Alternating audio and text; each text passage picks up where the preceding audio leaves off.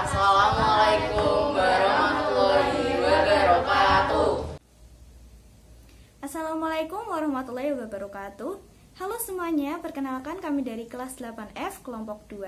Di video kali ini kami ingin menjelaskan mengenai pergerakan nasional pada masa kependudukan Jepang. Kenal maka tak saya, maka perkenalkan anggota-anggota kelompok kami. Mulai dari saya, Rizal Mahfur dari absen 36 kelas 8F, dan teman saya. Nama saya Oktaviana Dewi Sawitri, nomor absen 33. Di video kali ini saya berperan sebagai narator. Halo semuanya, perkenalkan nama saya Adiasa Satya Putri dari kelas 8F, nomor absen 3. Pada video ini saya berperan sebagai narator. Halo guys, perkenalkan aku Nabila Tanpa Dewi dari kelas 8F, absen 25. Saya berperan sebagai editor. Saya Devina Adin Para Aurelia dari kelas 8F nomor absen 9. Dan saya di sini sebagai perangko materi. Perkenalkan nama saya Laili Latifah Prastia dari kelas 8F, nomor absen 19. Peran saya di video ini sebagai perangko materi. Perkenalkan nama saya Frida Laura Natania, nomor absen 5 dari kelas 8F. Peran saya di video ini sebagai perangko materi. Perkenalkan nama saya Melvin Talamsari dari kelas 8F nomor absen 22. Saya berperan sebagai editor. Perkenalkan nama saya Jaya Pusma Mandasari nomor absen 4 kelas 8F. Peran saya sebagai editor. Kan udah perkenalan nih. Kalau gitu, kita langsung aja ke materi pembahasannya ya. Check it out. Pergerakan nasional pada masa pendudukan Jepang. Mari kita perhatikan gambar kerja paksa pada zaman pendudukan Jepang ini. Kerja paksa pada zaman Jepang dikenal dengan istilah Romusha. A. Proses penguasaan Indonesia. Awal mula tujuan Jepang menguasai Indonesia adalah untuk kepentingan ekonomi dan politik. Jepang merupakan negara industri yang sangat maju dan juga sangat besar. Jepang sangat menginginkan bahan baku di Indonesia untuk kepentingan ekonomi mereka. Nah, mari kita perhatikan peta ini. Peta tersebut menggambarkan gerakan tentara Jepang ketika masuk ke Indonesia. Tarakan, Kalimantan, Palembang, Sumatera, dan Jakarta, Jawa adalah 3 tempat penting pendaratan Jepang ketika masuk ke Indonesia. Pada tanggal 8 Desember 1941, Jepang melakukan penyerangan terhadap pangkalan militer Amerika Serikat di Pearl Harbor. Setelah memborbardir Pearl Harbor, Jepang masuk ke negara-negara Asia dari berbagai pintu. Pada tanggal 11 Januari 1942, Jepang mendaratkan pasukannya di Tarakan, Kalimantan Timur. Jepang menduduki kota minyak Balikpapan pada tanggal 24 Januari. Jepang berhasil menguasai Palembang pada tanggal 16 Februari 1942. Setelah itu, Jepang menyerang Pulau Jawa. Pulau Jawa merupakan pusat pemerintahan Belanda. Batavia atau yang sekarang kita kenal sebagai Jakarta, sebagai pusat perkembangan Pulau Jawa, berhasil dikuasai Jepang pada tanggal 1 Maret 1942. Setelah melakukan berbagai pertempuran, Belanda akhirnya menyerah tanpa syarat kepada Jepang pada tanggal 8 Maret 1942 di Kalijati, Subang, Jawa Barat. Surat perjanjian serah terima kedua belah pihak ditandatangani oleh Letnan Jenderal Terpoorten, Panglima Angkatan Perang Belanda, dan diserahkan kepada Letnan Jenderal Imamura, pemimpin pasukan Jepang. Sejak saat itu, seluruh Indonesia berada di bawah kekuasaan Jepang. B. Kebijakan pemerintahan militer Jepang. Gambar peta pembagian pemerintahan militer Jepang.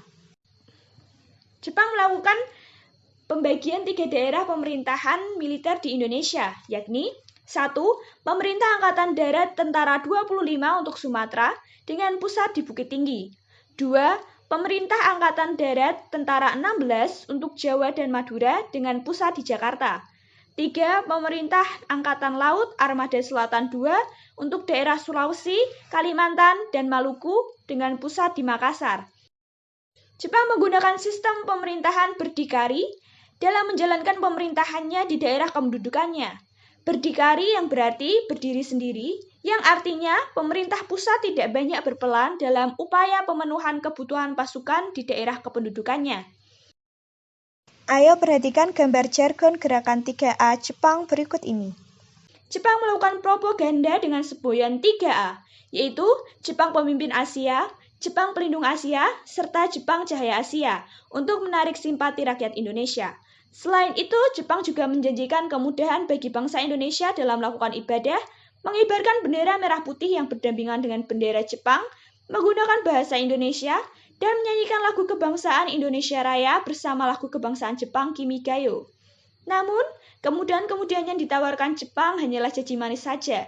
Jepang justru melakukan beberapa kebijakan terhadap negara jajahan Indonesia, yaitu 1. Membentuk organisasi-organisasi sosial. Organisasi-organisasi sosial yang dibentuk oleh Jepang diantaranya Gerakan 3A, Pusat Tenaga Rakyat, Jawa Kokais, Masyumi yang dipimpin oleh Mr. Syamsuddin dengan tujuan meraih simpati penduduk dan tokoh masyarakat sekitar. Namun, gerakan ini kurang berhasil sehingga Jepang membentuk organisasi yang lebih menarik. Sebagai ganti Gerakan 3A, Jepang mendirikan Gerakan Pusat Tenaga Rakyat Putra pada tanggal 1 Maret 1943 yang dipimpin tokoh-tokoh nasional yang sering disebut 4 serangkai. Seperti di gambar, yaitu ada Insinyur Soekarno, Muhammad Hatta, Kyai Haji Mas Mansur, dan Ki Hajar Dewantara. Gerakan ini cukup diminati tokoh pergerakan Indonesia. Pemerintah Jepang kurang puas dengan kegiatan yang dilakukan oleh Gerakan Putra karena tokoh Gerakan Putra memanfaatkan organisasi ini untuk melakukan konsolidasi dengan tokoh-tokoh perjuangan. Akhirnya, organisasi Putra dibubarkan oleh Jepang. Pada tahun 1944, dibentuk Jawa Kokai atau Gerakan Kebangkitan Jawa yang berdiri di bawah pengawasan para pejabat Jepang. Tujuan pokoknya adalah menggalang dukungan untuk rela berkorban demi pemerintah Jepang. Islam adalah agama yang dianut mayoritas penduduk Indonesia. Jepang merasa harus bisa menarik hati golongan ini. Pada tahun 1943, Jepang pun membubarkan Majelis Islam A'la Indonesia dan menggantinya dengan Masyumi yang dipimpin oleh Kiai Haji Hashim Asyari dan Kiai Haji Mas Mansur.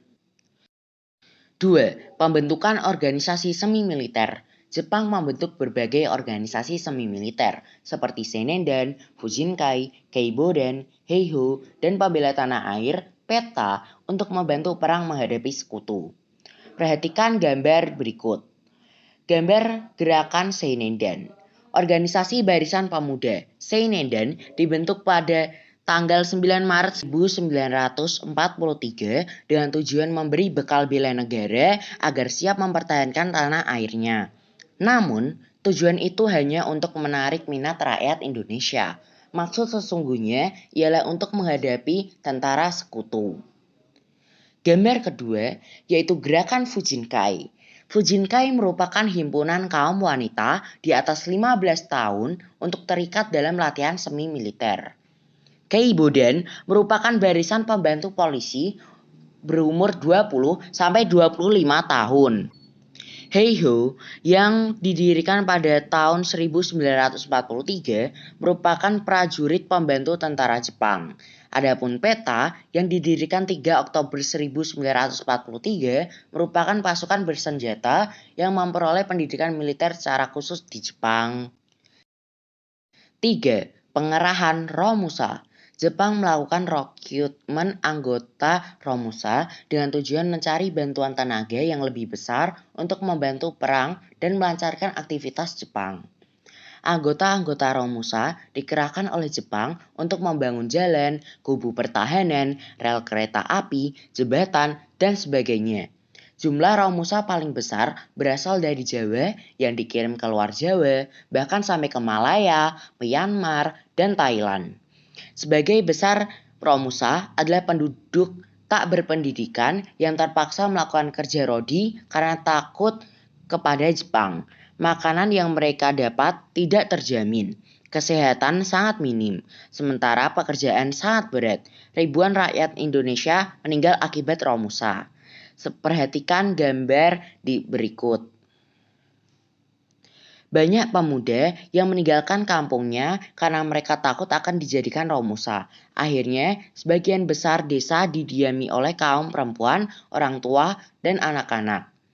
Banyak gadis desa yang diambil paksa oleh tentara Jepang untuk dijadikan Jugun Ianfu. Jugun Ianfu adalah wanita yang dipakai Jepang untuk menjadi wanita penghibur di berbagai pos medan pertempuran. 4. Eksploitasi kekayaan alam. Jepang tidak hanya menguras tenaga rakyat Indonesia, pengerukan kekayaan alam dan harta benda yang dimiliki bangsa Indonesia jauh lebih kejam dari Belanda. Semua usaha yang dilakukan di Indonesia harus menunjang keperluan perang Jepang. Jepang mengambil alih seluruh aset ekonomi Belanda dan mengawasi langsung usahanya. Usaha perkebunan dan industri harus mendukung keperluan perang, seperti tanaman jarak untuk minyak pelumas. Rakyat wajib menyerahkan bahan pangan besar-besaran kepada Jepang. Jepang memanfaatkan Jaya Kokai dan instansi-instansi pemerintah lainnya. Gambar di samping merupakan penderitaan rakyat Indonesia akibat Romusa. Dalam masa panen, rakyat wajib melakukan setor padi sehingga mereka hanya membawa pulang padi sekitar 20% dari panenan. Inilah yang membawa musibah kelaparan dan penyakit bungsu lapar di Indonesia. Banyak penduduk makan umbi-umbian liar yang sebenarnya hanya pantas untuk makanan ternak. Pada tanggal 20 Maret 1942 dikeluarkan maklumat pemerintah yang berisi larangan pembicaraan tentang pengibaran bendera merah putih dan menyanyikan lagu Indonesia Raya. Hal ini tentu membuat kecewa bangsa Indonesia. C. Sikap kaum pergerakan. Propaganda Jepang sama sekali tidak memengaruhi para tokoh perjuangan untuk percaya begitu saja. Mereka sadar bahwa Jepang adalah penjajah. Bahkan, mereka sengaja memanfaatkan organisasi-organisasi pendirian Jepang sebagai batu loncatan untuk meraih Indonesia merdeka. Beberapa bentuk perjuangan pada zaman Jepang adalah sebagai berikut. 1. Memanfaatkan organisasi bentukan Jepang. Kelompok ini sering disebut kolaborator karena mau bekerja sama dengan penjajah. Cara ini merupakan bentuk perjuangan diplomasi. Tokoh-tokohnya adalah para pemimpin putra seperti Soekarno, Muhammad Hatta, Ki Hajar Dewantoro, dan Kiai Haji Mas Mansur. Mereka memanfaatkan putra sebagai sarana komunikasi dengan rakyat. Putra justru dijadikan para pemuda Indonesia sebagai ajang kampanye nasionalisme. 2. Gerakan bawah tanah. Gerakan bawah tanah merupakan perjuangan melalui kegiatan-kegiatan tidak resmi tanpa sepengetahuan Jepang. Dalam melakukan perjuangan, mereka menggunakan tempat-tempat strategis seperti asrama pemuda untuk melakukan pertemuan-pertemuan. Penggalangan semangat kemerdekaan dan membentuk suatu negara terus mereka kobarkan. Tokoh-tokoh yang masuk dalam garis pergerakan bawah tanah adalah Sultan Syahrir, Ahmad Subarjo, Soekarni, Alexander Andries Maramis, Wikana, Khairul Saleh, dan Amir Syarifuddin. Mereka terus memantau perang Pasifik melalui radio-radio bawah tanah. Pada saat itu, Jepang melarang bangsa Indonesia memiliki pesawat komunikasi. Kelompok bawah tanah inilah yang sering disebut golongan radikal, keras, karena mereka tidak mengenal kompromi dengan Jepang. 3. Perlawanan bersenjata.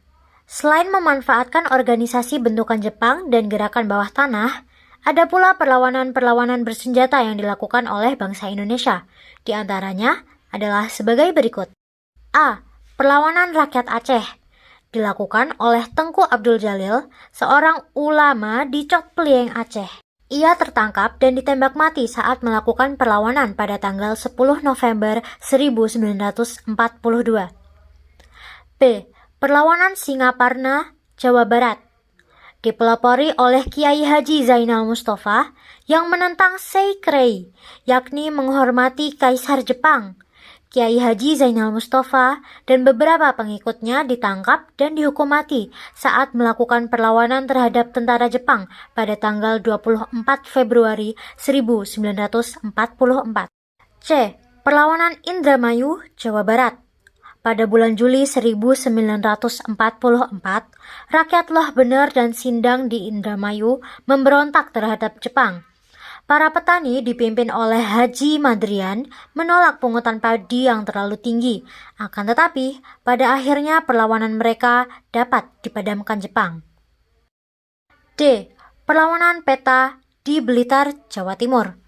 Sebelum kita berlanjut kepada materi berikutnya, mari perhatikan gambar pasukan peta berikut ini. Perlawanan peta merupakan perlawanan terbesar yang dilakukan rakyat Indonesia pada masa penjajahan Jepang. Perlawanan ini dipimpin Supriyadi, seorang Shodancho, komandan peleton. Perlawanan peta tanggal 14 Februari 1945 berhasil dipadamkan Jepang karena persiapan Supriyadi dan kawan-kawan kurang matang. Para pejuang peta yang berhasil ditangkap kemudian diadili di Mahkamah Militer Jakarta. Beberapa di antaranya dihukum mati, seperti Dr. Ismail Muradi, Suparyono, Halir Mangkudijaya, Sunanto, dan Sudarmo. Supriyadi sebagai pemimpin perlawanan tidak diketahui nasibnya, dan kemungkinan besar Supriyadi berhasil ditangkap Jepang, kemudian dihukum mati sebelum diadili. Terima kasih telah menonton video presentasi dari kami. Kami meminta maaf sebesar-besarnya bila ada salah kata. Semoga video ini dapat bermanfaat bagi kita semua. Semoga dengan video ini kita dapat meningkatkan rasa syukur kita atas kemerdekaan dan menjaga kemerdekaan tanah air kita selalu. Stay with it. You don't need to water it down. No one else has the same story.